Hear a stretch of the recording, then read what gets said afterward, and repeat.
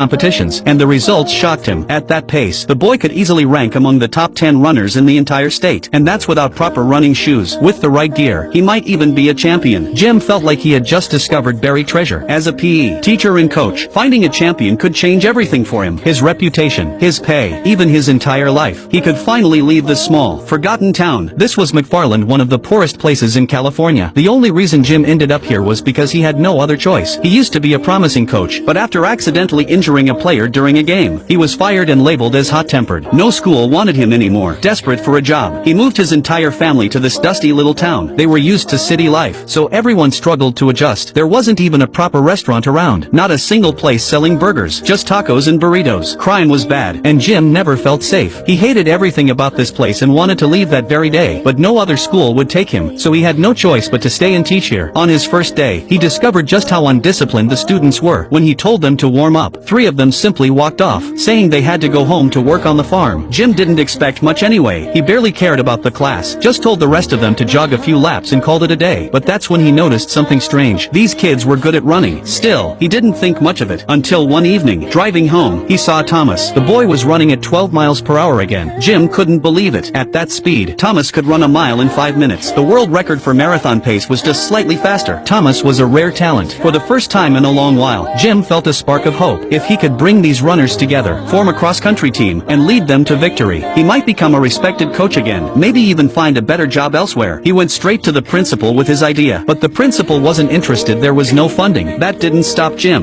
California public school system pre-approved 6 new sports a few years ago to get funding for new